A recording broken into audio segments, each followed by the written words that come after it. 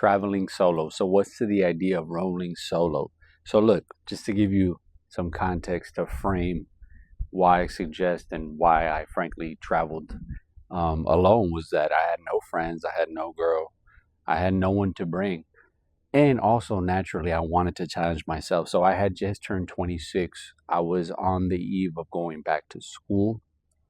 And I said, hey, why not? Here's my chance, right?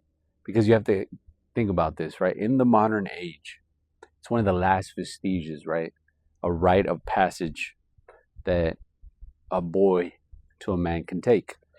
And I'm being a little bit dramatic here and facetious, but you get the idea. Very little rites of passage do we have left in the modern world, right?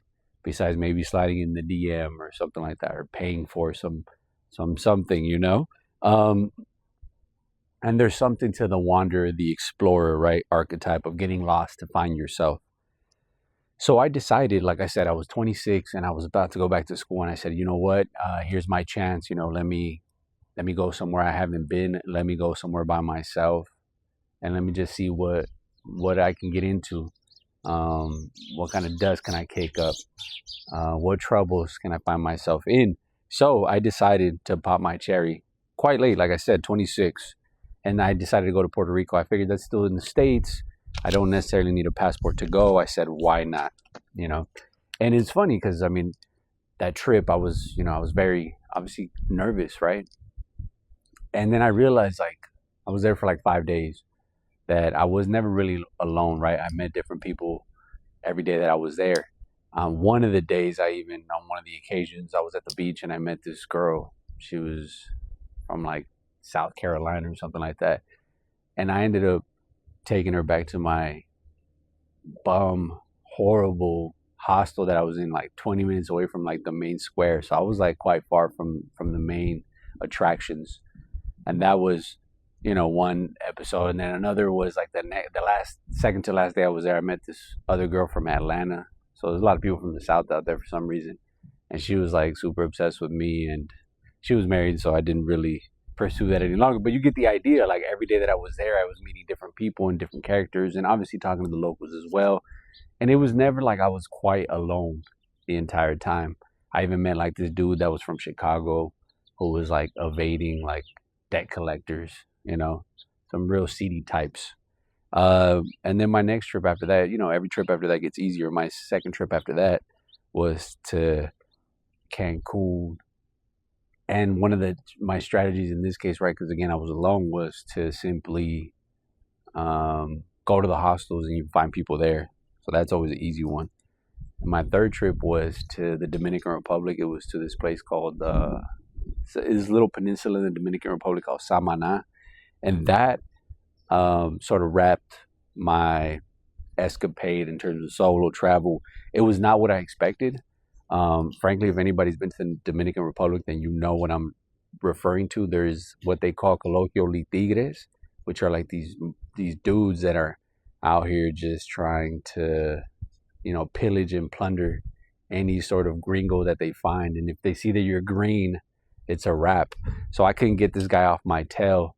And anyhow, along the trip, we ended up renting a car, and it was like the last day. And if anybody's been to like parts of Asia, so I have that sort of very mountainous, hilly, sort of tropical landscape, and that's kind of how it looked over there.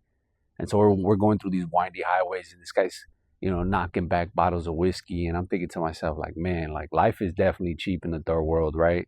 For someone that's used to being a salary man and whatnot. I was kind of frightened at the way this guy was living, and he ended up picking up some chicks along the way.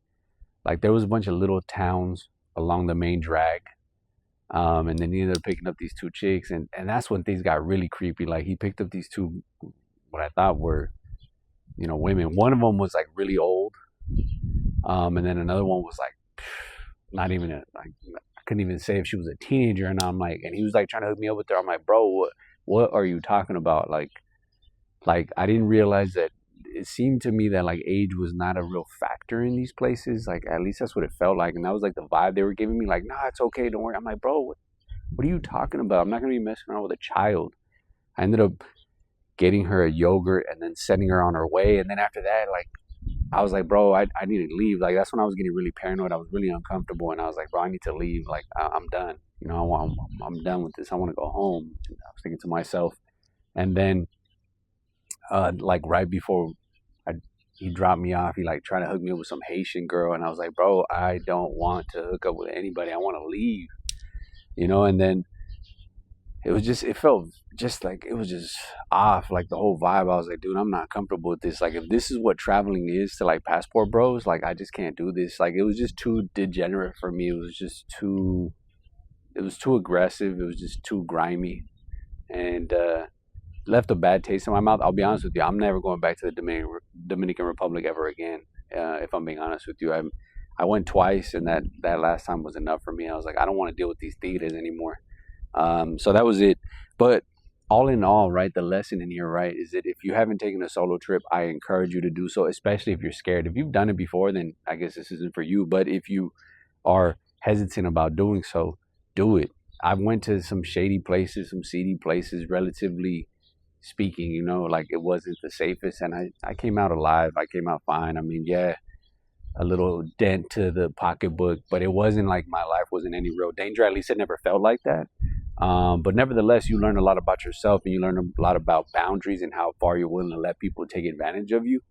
And then also you just meet a lot of different people from a lot of different places that if you wouldn't have otherwise taken the trip, then you would never met. So from that perspective, it is important to get out there, get lost, find yourself, explore.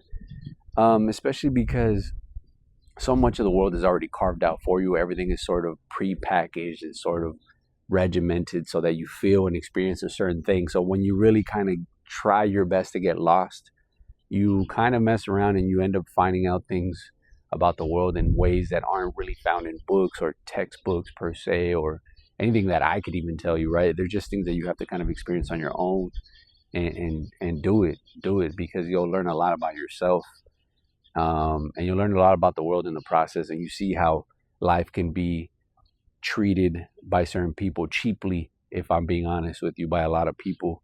But also you kind of see the way people kind of view adventure and thrill, and they don't second guess things. They don't really think about tomorrow.